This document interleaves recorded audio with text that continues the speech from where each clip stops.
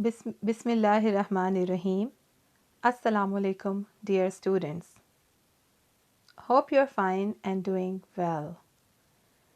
This is Sana Arslan from University of Education, Lower Mall Campus, and your course title is Sculpture for Public Place and Community. Today I will discuss with you art, space, and city. Art क्या है,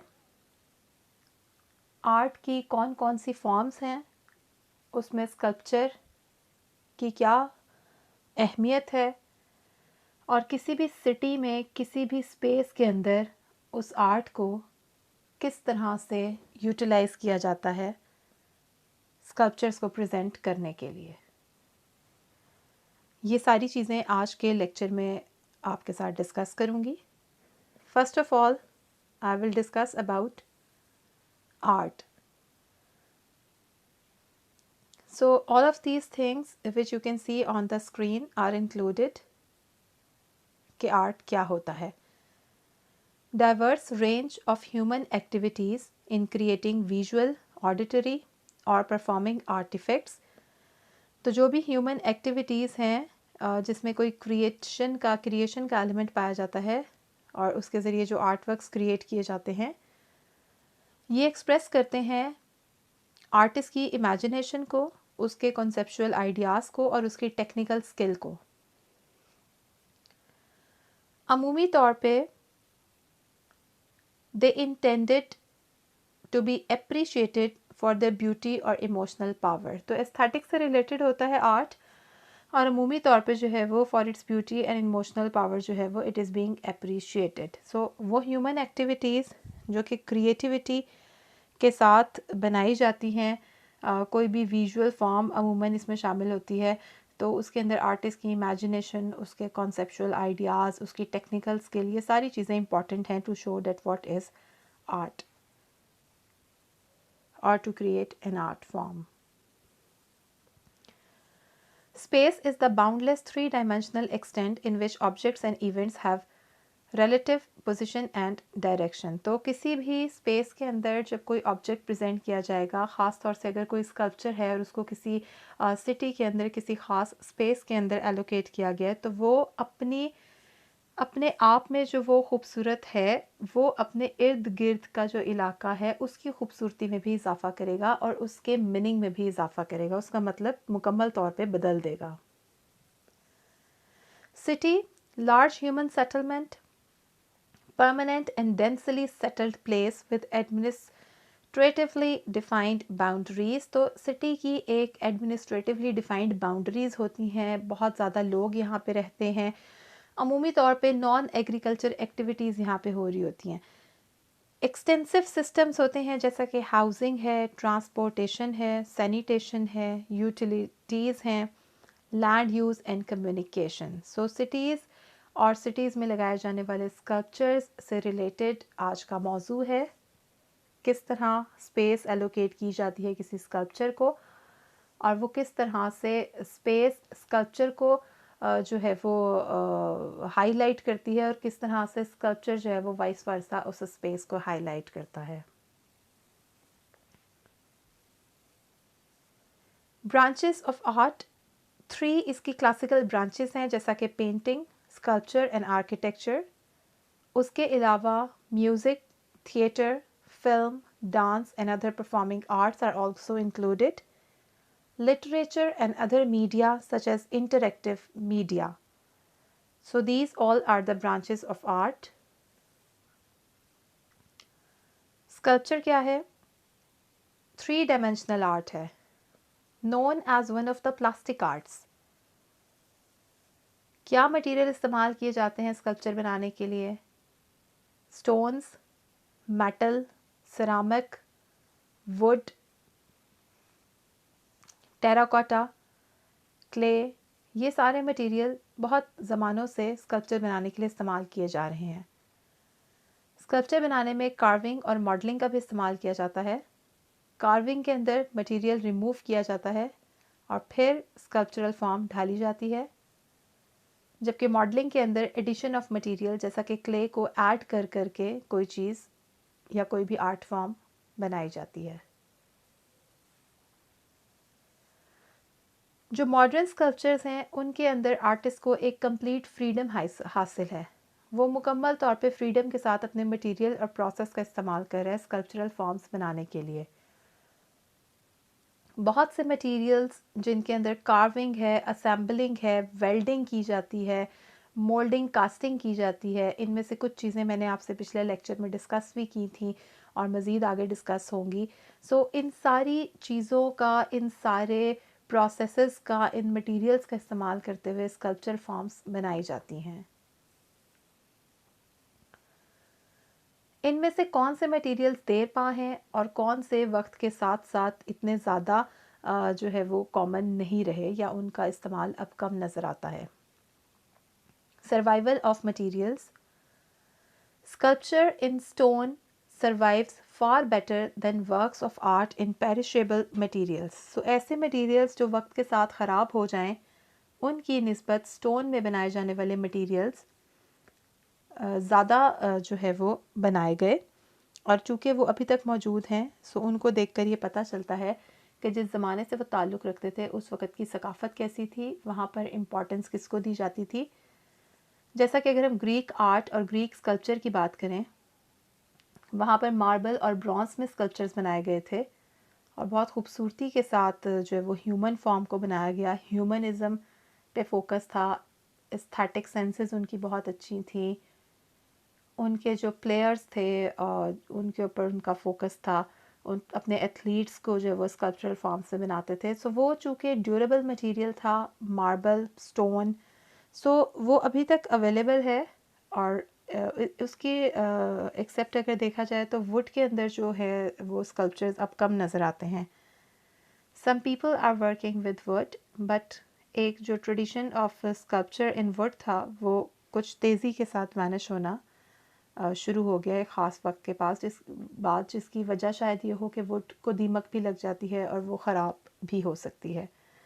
most ancient जो sculptures हैं उनके ऊपर brightly paint किया जाता था, और आजकल के जो स्कल्पचर्स आर्टिस्ट बनाते हैं उसमें भी उनका इंटरेस्ट जो है वो ब्राइट पेंट करने की तरफ नहीं है, बल्कि पेंटिंग को एज एन आर्ट फॉर्म अलग बनाया जा रहा है और स्कल्पचर्स के ऊपर अलग तरीके से टूल्स और कार्विंग की मदद से काम किया जा रहा है। Popularity.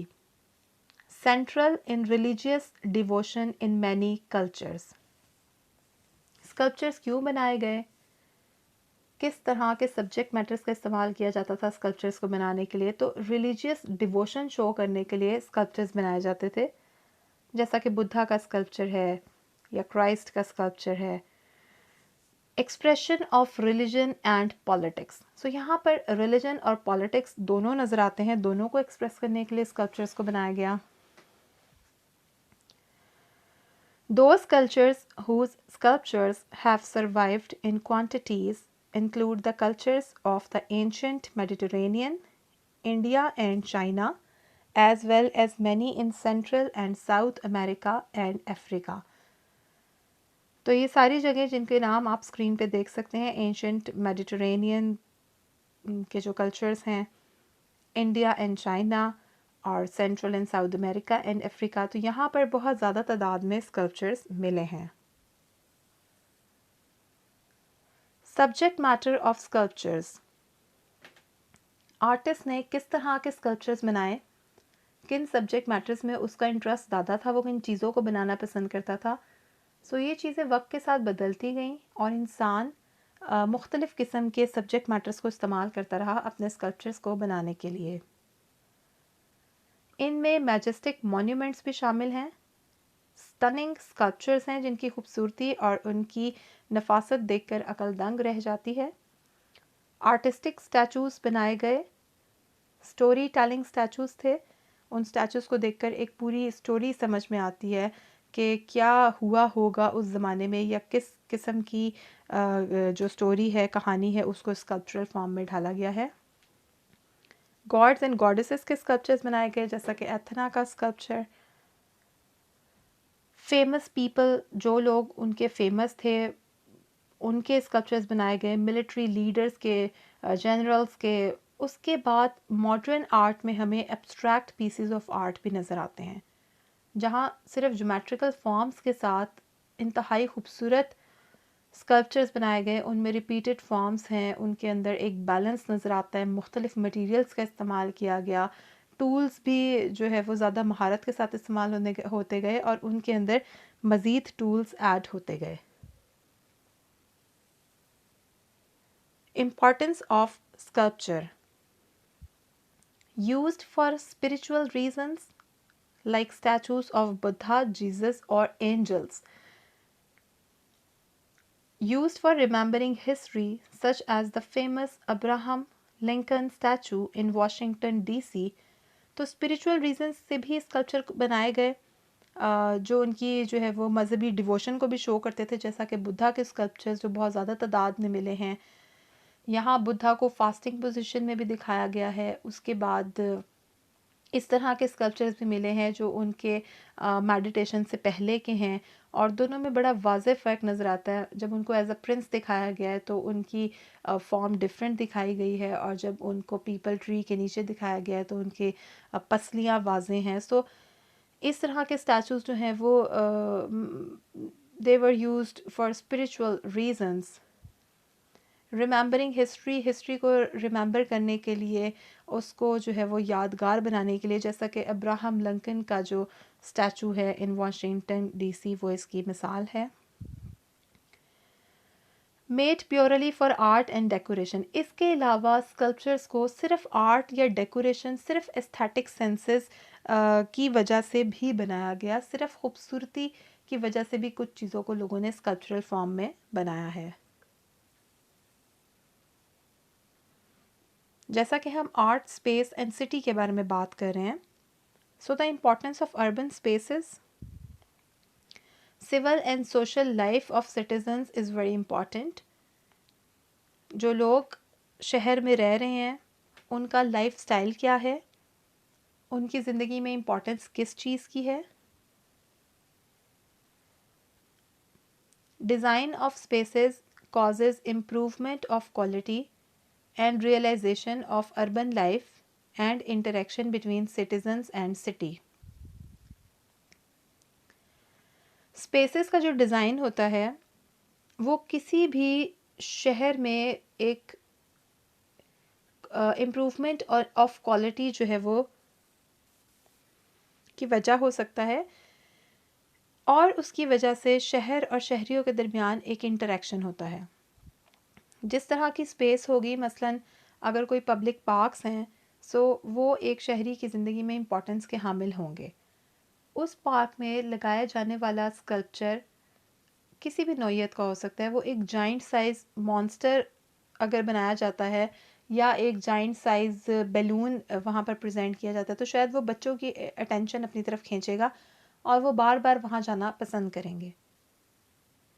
उसके अलावा ऐसी जगह जहाँ पर दरिया या समंदर मौजूद हो, उनके नज़दीक स्कल्पचर्स का बनाना वो अट्रैक्ट करता है व्यूअर को, वो अट्रैक्ट करता है जो सयाह आए होते हैं उनको वहाँ। और अगर उसको किसी ख़ास मकसद से बनाया गया है, मसलन अगर उसको कुछ इस तरह से कोई पाथवे बनाया गया है कि जिसमें लोग गुज़रें और एक दूसरे के साथ जो है वो कम्युनिकेट करें गुज़रते हुए, या एक दूसरे को पास करते हुए गुज़रें, जिसकी वजह से एक ह्यूमन इंटरेक्शन क्रिएट हो, तो ये सारी चीज़ें कोई भी स्कल्पचर जो है वो जब किसी भी सिटी या किसी भी स्पेस में एलोकेट किया जाता है, तो उससे जो है वो या तो ब्यूटिफिकेशन में इजाफा होता है, या फिर उसको किसी ख़ास पर्पस के लिए वहाँ लगाया या बनाया जाता है। Sculptures for public spaces is a suitable solution for beautification and improvement of quality of urban spaces. तो यहाँ पर पब्लिक स्पेसेस के लिए बनाए जाने वाले स्कल्पचर्स की दो खसूसियात बयान की गई हैं। एक तो ये कि वो उसकी ब्यूटिफिकेशन में इजाफा करता है, उसको मज़ीद खूबसूरत बना देता है, और दूसरे वो इम्प्रूव करता है क्वालिटी ऑफ अर्बन स्पेसेस की। वो जगह जिनको शायद आम तौर पे गुज़रने वाला इतनी गौर से ना देखे, वहाँ मौजूद एक स्कल्पचर की वजह से उसकी इम्पोर्टेंस बढ़ जाती है, और व्यूअर उसको ज़्यादा जो है वो गौर से देखता है और लंबे अरसे तक याद भी रखता है। Art of sculpture eight public places is directly associated with people. Public places में लगाया गया जो स्कल्पचर होगा वो डायरेक्टली जो है वो लोगों की अटेंशन गेन करता है। Cause improvement of citizens visual culture and quality of urban environments. ना सिर्फ ये कि ये सिटीजन्स की के विजुअल कल्चर को इम्प्रूव करता है, बल्कि ये अर्बन एनवायरनमेंट की क्वालिटी का बाइस भी बनता है। एक जो अर्बन एनवायरनमेंट होता है उसमें एक खूबसूरत स्कल्पचर की मौजूदगी उसकी क्वालिटी में इजाफा करती है और सयाहों के लिए भी मरकज़ निगाह बन जाती है। Importance of sculpture in public places, जैसा कि मैंने पहले भी कहा कि ब्यूटिफाई अर्बन स्पेसेस, ये उन जगहों को खूबसूरत बनाता है। एस्थेटिकली प्लीजिंग, अमूमी तौर पे शहर में लगाए जाने वाले स्पेस में लगाए जाने वाले स्कल्पचर्स जो होते हैं वो एस्थेटिकली खूबसूरत होते हैं, गुज़रने वाले के लिए जो है वो एक खुशगवार तासुर पेश करते हैं। जैसा कि फाउंटेन्स के साथ अमूमन घोड़ों के स्कल्पचर्स बनाए जाते हैं या फ़िश के स्कल्पचर्स बनाए जाते हैं, सो वो प्लीजिंग होते हैं और गुज़रने वाले को जो है वो एक अच्छा तासुर देते हैं। Add colour to boring areas, अब कुछ एरियाज़ ऐसे होते हैं, कुछ मकामात बहुत अहम होते हैं लेकिन उनके बाहर या उनके अंदर की स्पेस जो होती है वो एक बोरिंग सी जगह होती है जिसको एक निगाह के बाद शायद दूसरी निगाह कोई ना डाले, तो उस जगह पे अगर कोई कलर्ड स्कल्पचर लगा दिया जाता है, कोई भी कलर्ड मिरर, कोई भी कलर्ड ग्लास के साथ जो है वो कोई भी कलर्ड ग्लास के साथ वहाँ पे कोई स्कल्पचर बना दिया जाता है, या मेटल के साथ, या कोई बड़ी खूबसूरत फॉर्म, या ज़्यादा बड़े साइज़ का, या छोटे छोटे डब्बों के साथ मुंसलिक करके एक स्कल्पचर, तो मुख्तलिफ़ किस्म के स्कल्पचर्स क्रिएट किए जा सकते हैं। उनमें से अगर कोई स्कल्पचर वहाँ बना दिया जाता है या लगा दिया जाता है तो वो एक बोरिंग जगह में एडिशन होगा, एक एस्थेटिकली प्लीजिंग एडिशन होगा और वो कलर्ड भी हो सकता है। It improves the quality of urban spaces, जैसा मैंने पहले भी बताया आपको कि वो वहाँ की क्वालिटी में उस जगह के एनवायरनमेंट के साथ मिलके उसकी क्वालिटी में इजाफा करेगा। Identity building in urban spaces, अब ये आइडेंटिटी भी बिल्ड करेगा क्योंकि इसकी मदद से वहाँ पे जिस जगह पे वो मौजूद है उस जगह की अहमियत में भी इजाफा हो जाएगा और वो लोग जब स्कल्पचर को देखेंगे तो वो उसकी हिस्ट्री के अकॉर्डिंग जिस जगह पे वो बनाया गया है उस जगह को भी याद रखेंगे, तो वो आइडेंटिटी बिल्डिंग में हेल्प करेगा। Importance of sculptures in public spaces, build mental image, वहाँ के लोगों की जहनीत कैसी है, वो किस तरह की सोच के हामिल हैं, स्कल्पचर उनके बारे में बताते हैं जिन्हें स्पेसेस में सिटी में एलोकेट किया जाता है। ट्रांसफ़र वैल्यूएबल मैसेजेस, उनके ज़रिए मुख्तलिफ़ किस्म के मैसेजेस दिए जा सकते हैं। Transfer culture and history with in community, अब कोई भी वैल्यूएबल मैसेज अगर किसी को देना है तो उसके लिए भी स्कल्पचरल फॉर्म का सहारा लिया जा सकता है। कोई भी कैलीग्राफी भी लिखी जा सकती है और उसको उसके ज़रिए एक स्कल्पचर, एक इंस्टॉलेशन बनाई जा सकती है जिससे लोगों को कोई मैसेज मिले। फिर कल्चर और हिस्ट्री को शो करता है, किसी भी जगह का कल्चर बहुत अहम होता है क्योंकि उस कल्चर के असरात जो हैं वो देर पा होते हैं और वो मॉडर्न दौर में भी नज़र आते हैं। सो इस तरह के जो इमेजेस होते हैं जिनसे कल्चर का पता चले या हिस्ट्री का पता चले वो भी स्कल्पचर्स के ज़रिए डोमिनेंट हो जाते हैं।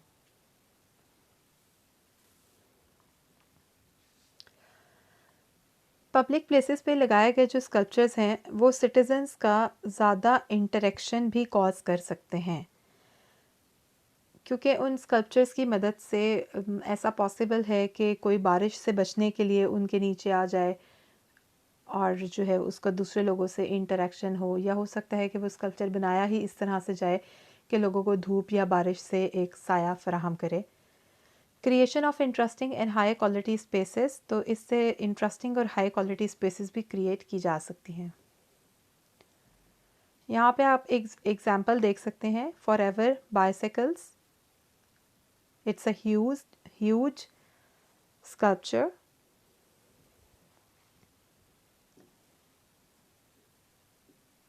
It was once located in Waller Beach at Town Lake Metropolitan Park in Austin.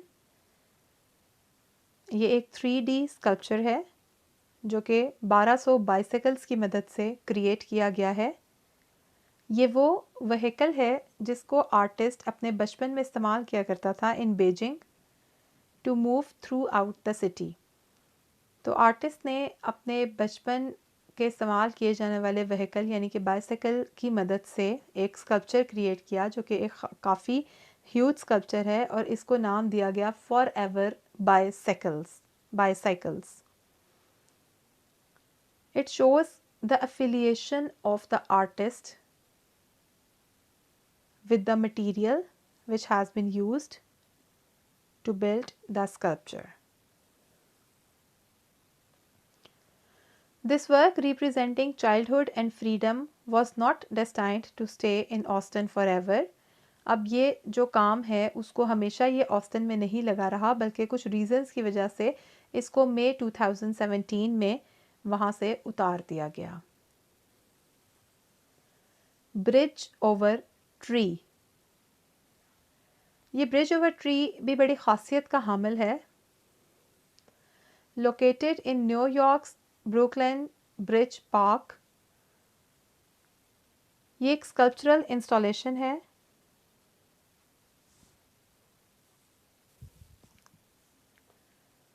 which is designed by Iranian born Minneapolis based artist Sia Armajani. The work was first shown as a temporary sculpture in Minneapolis in 1970, फिर दोबारा इसको present किया गया in 2019 for the first time in nearly 50 years. It comprises a 91-foot long bridge and a set of stairs at the sculpture's midpoint. तो इसके अंदर 91 feet long bridge है ये और इसके अंदर a set of stairs है जो कि स्कल्पचर के मिड पॉइंट पे जो है वो and a set of stairs at the sculptures mid point जो कि स्कल्पचर के मिड पॉइंट पे वाक़या है। Bridge over tree. These stairs send visitors up and down over a small evergreen tree. The sculpture was designed to force complete strangers to pass, interact, and cooperate with one another when passing the center of the structure. अब वो लोग जो इस bridge के ऊपर जाते हैं और ब्रिज ओवर ट्री के ऊपर जाते हैं उनका इंटरेक्शन होता है एक दूसरे के साथ जबकि वो कम्प्लीटली स्ट्रेंजर्स होते हैं। तो जब वो सेंटर ऑफ द स्ट्रक्चर से गुजरते हैं तो they interact and cooperate with each other. Political disagreement के हवाले से अगर इसे देखा जाए तो किसी भी स्ट्रेंजर के साथ ये एक अच्छा वेलकम चेंज प्रेजेंट करता है, यानी कि in a moment of heated political disagreement finding common ground with any stranger is a welcome change. This is the sculpture of Senna.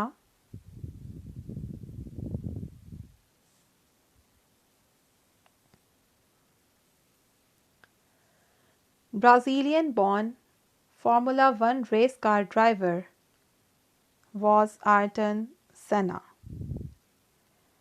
Ayrton Senna. He was killed during a 1994 race in Italy. और इनका जब funeral हुआ था तो वहाँ पर एक बहुत बड़ी गैदरिंग थी जिन लोगों को उसकी मौत पर अफसोस था और वो एक बहुत बड़ी गैदरिंग वहाँ पे क्रिएट हो गई उसके फ्यूनरल पे। ये एक larger than life size sculpture है मेमोरियलाइज्ड इन अ sculpture in Barcelona.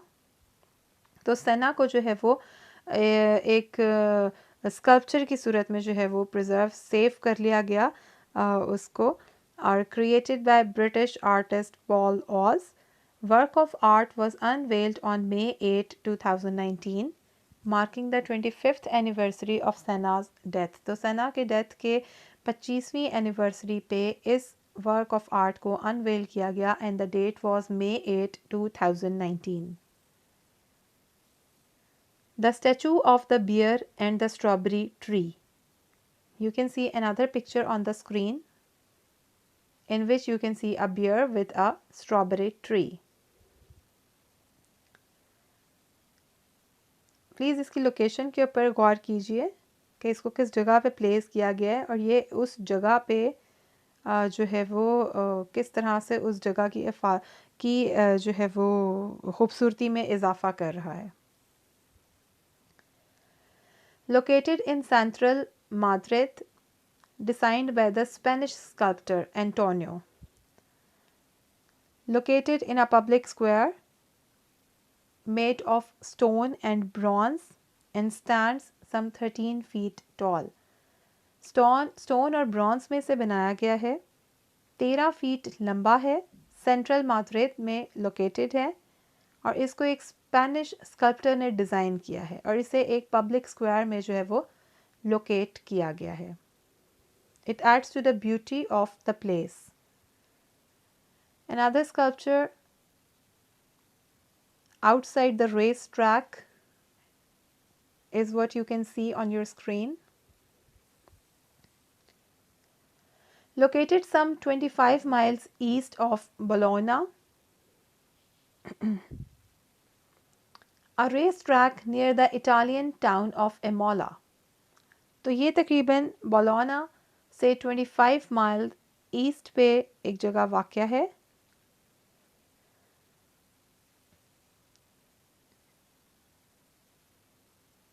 Italian town of एमोला के पास एक रेस ट्रैक है। ये जो रेस ट्रैक है that is known for its many exciting races and the compelling statue outside it.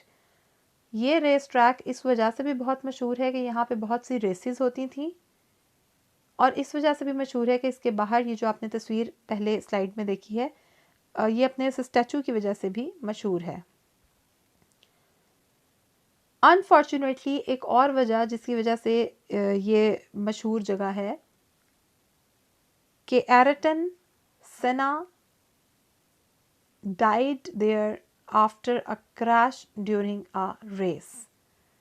सो जो formula 1 race car driver Ayrton सना है वो वहाँ पर ड्यूरिंग अ रेस जो है वो he died after a crash. Force of nature.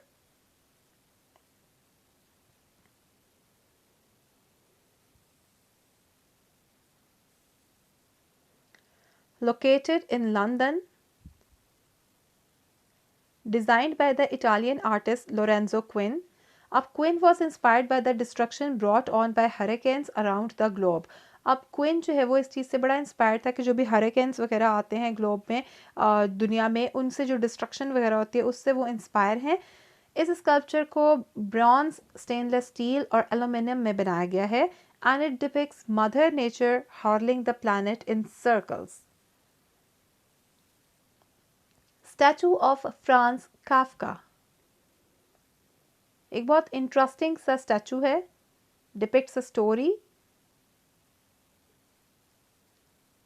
जिसमें कंधे के ऊपर जो है वो किसी को बिठाया गया है। It is designed by Jaroslav based on a scene from Kafka's first novel America 1927 जिसके अंदर एक पॉलिटिकल कैंडिडेट जो है ही is carried on the shoulders of a giant man during the rally. So Kafka का जो पहला नॉवल था अमेरिका 1927 में जो लिखा गया उसमें एक पॉलिटिकल कैंडिडेट को एक जाइंट मैन रैली के दौरान अपने कंधों पे उठाता है।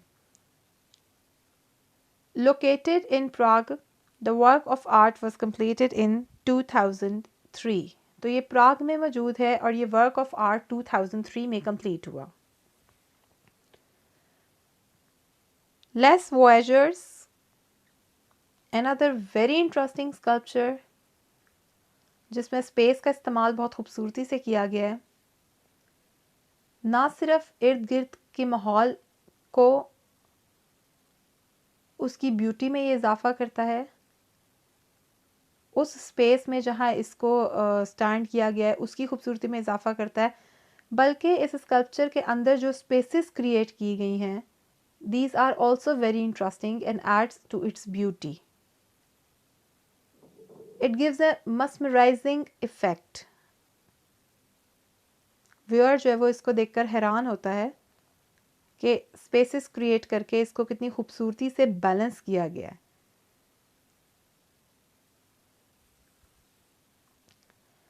Made by a French artist, Bruno Catalano. The sculpture thought to evoke memories and parts of themselves that every traveler inevitably leaves behind when they leave home for a new shore.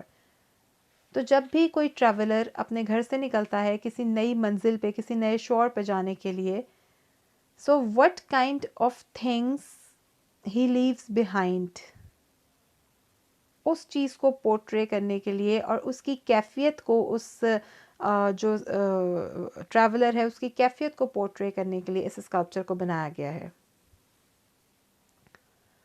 The shoes on the Danube bank.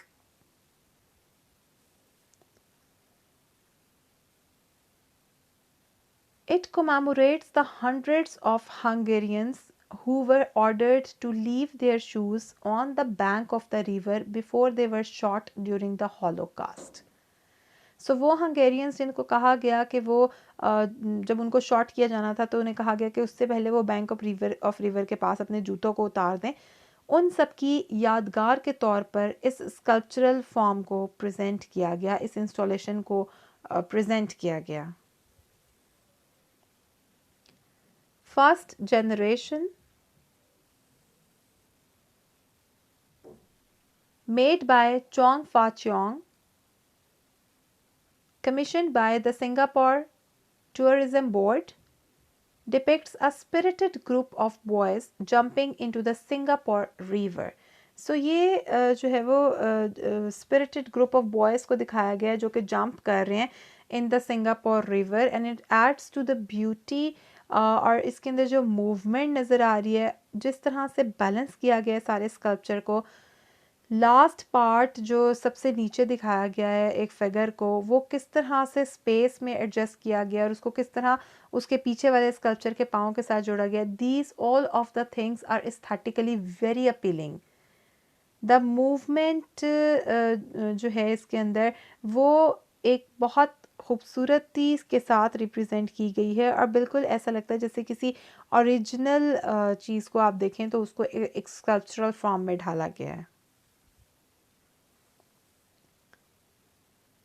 Maman, Maman, a giant size sculpture.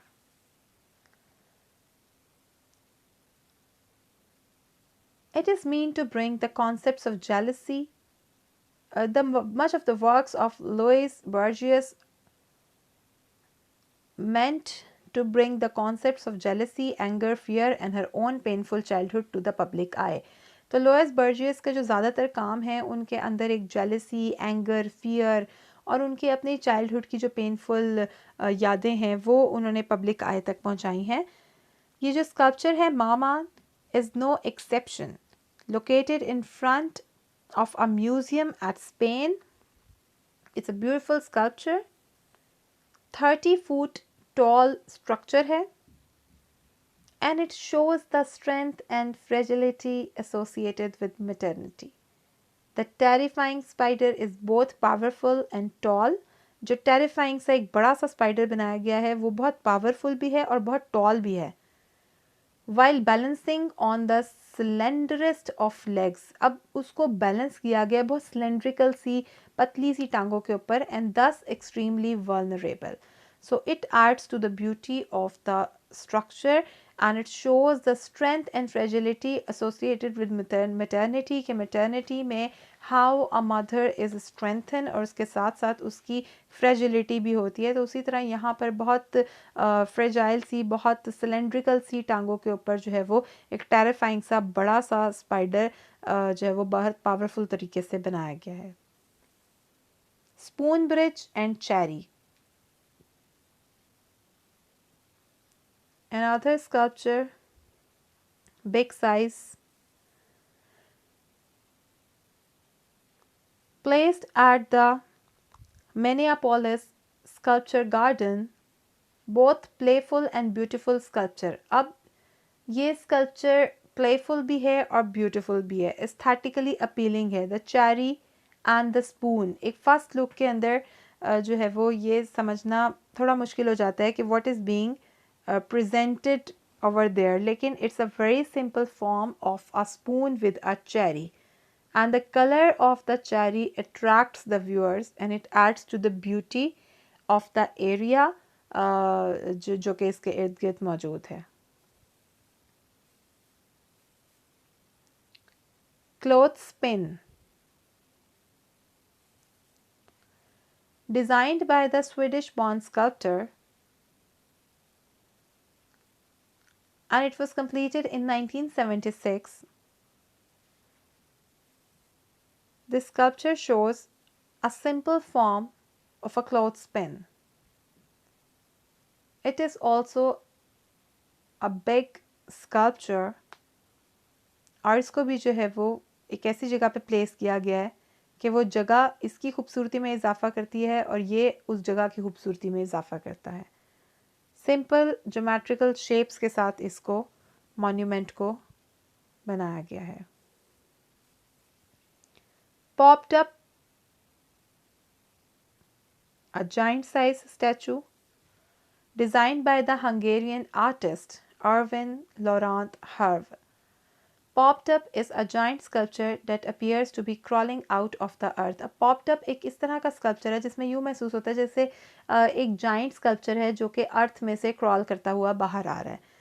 The sculpture has a beauty that जो भी इसके अंदर face एक giant size face बनाया गया उसके चेहरे के ऊपर जो एक्सप्रेशंस हैं और जिस तरह से उसको जो है वो बाहर निकलता हुआ दिखाया गया है, it all attracts the attention and उसके साथ साथ एक उसकी वो जो एक मुंह खोल के थोड़ा शाउट करने की आवाज़ बेशक सुनाई नहीं दे रही लेकिन वो महसूस की जा सकती है। उसी तरह उसकी आंखों के इर्द गिर्द की लकीरें और हर चीज़ जो है वो उसकी खूबसूरती में इजाफा करती हैं और वो एक रियलिस्टिक तरीके से बनाया गया स्कल्पचर है। Nelson Mandela,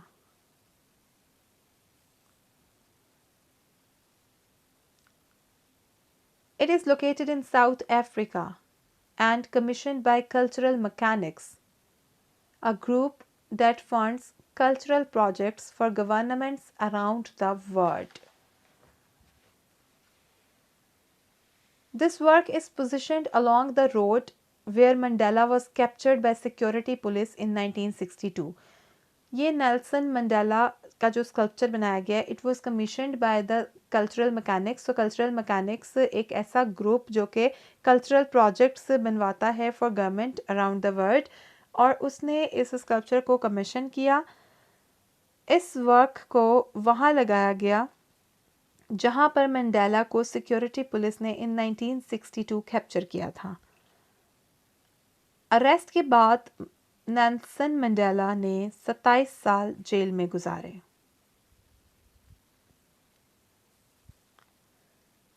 digital orca,